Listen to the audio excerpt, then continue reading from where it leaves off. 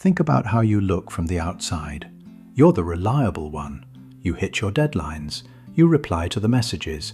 You show up early. You over-prepare. You get the things you need done. People probably describe you as someone calm, organized, on top of things. Maybe they've told you they wish they had your discipline. And none of them have any idea what it actually costs you to be that way. Because on the inside, it's a completely different picture. It's a constant, overwhelming worry that can never seem to be switched off. It's your mind running 3 steps ahead, scanning for anything that can go wrong. From the outside, you look like you've got everything handled. Inside, you're barely holding it together.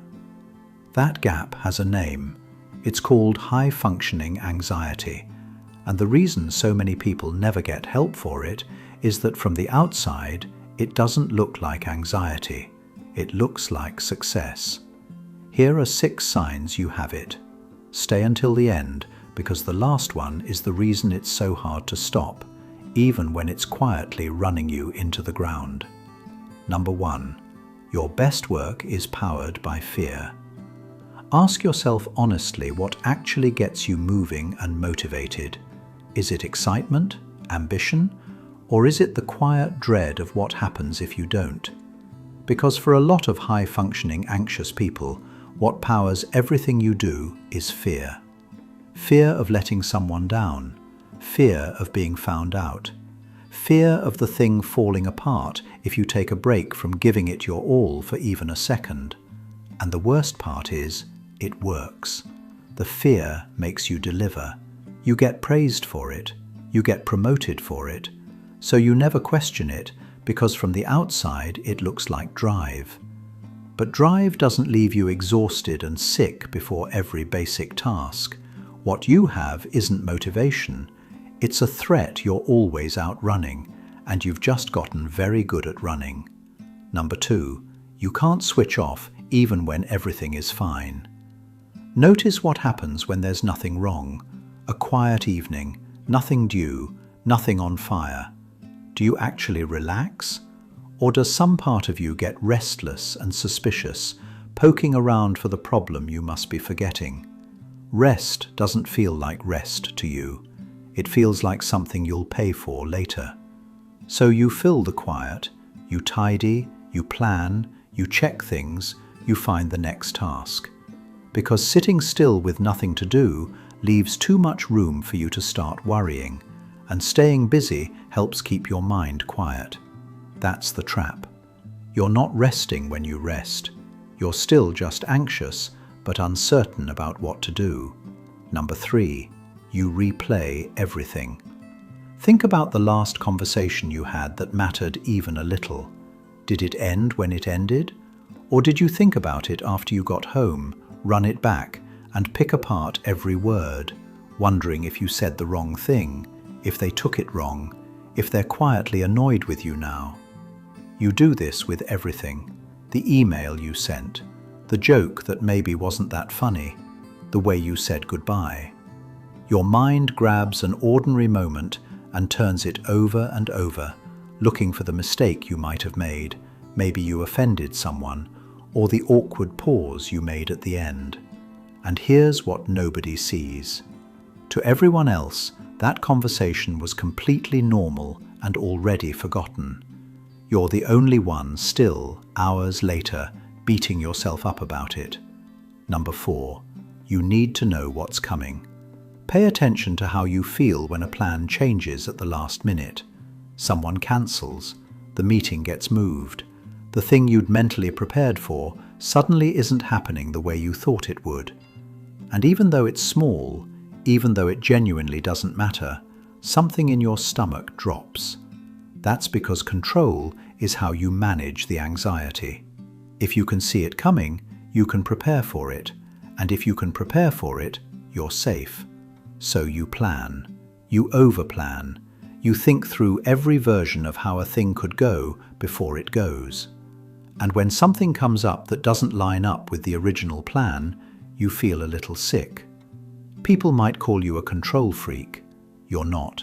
You're just someone who learned that sometimes Surprises can be dangerous, and planning is the only thing that has ever made you calm down. Quick thing before number 5. If any of this is relatable, go ahead and like and subscribe. It's the best way you can help us reach more people interested in psychology. Number 5. You can't say no, so you're always overloaded. Look at how full your life is. You're doing too much. You know you're doing too much, and you keep saying yes anyway. Because saying no feels genuinely wrong, it means someone might be disappointed in you, might think less of you, might see that you're not actually handling everything effortlessly. So you keep saying yes and taking on all these tasks that you shouldn't. Maybe you cover for someone, you stay late, you become the one everyone relies on, which feels good until the weight of it is crushing you and you can't figure out how you got into this position in the first place. And you can't put any of it down because your identity is built on being the strong one who would never drop anything. So you keep carrying on while you're actually drowning under the pile of work and promises that you accumulated, all while everything around you assumes you're fine because you found a way to do all the work whilst looking put together, which is the whole problem. Number 6. Slowing down feels like it would all fall apart. This is the one that keeps the whole thing running. Some part of you is convinced that the anxiety is the reason you're successful, that the worry, the over-preparing, the never switching off, that's the thing holding your life together. And if you let it go, if you actually relaxed, all your hard work would all come crashing down. So you never try to. You never find out if you could be calm and still be capable, because the fear in your head tells you that the second you stop gripping so hard, you'll fail, and everyone will finally see you were never really handling it at all. That belief is the trap. It tells you the anxiety is your drive. You've been succeeding this whole time, and the fear had nothing to do with it. You could have been running on something that didn't cost you your sleep and your peace of mind, but instead you ran on fear. But you can't see that from the inside. You think the anxiety deserves the credit for everything you have done, but it makes you pay for it with how awful it makes you feel. So why does this hold on for so long? Because at some point it worked very well.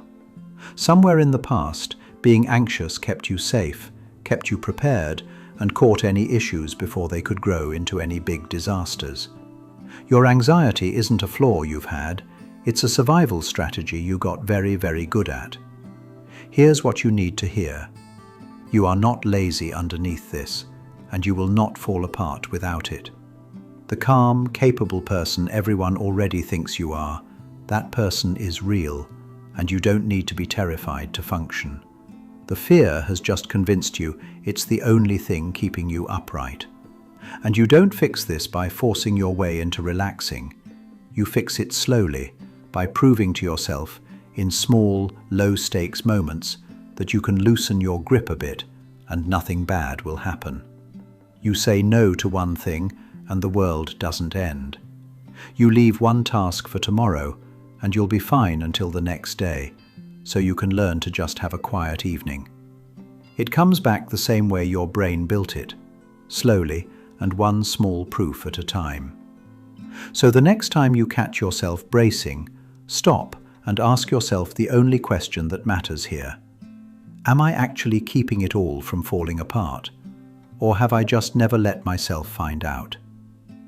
Thank you for watching. We'll see you in the next video.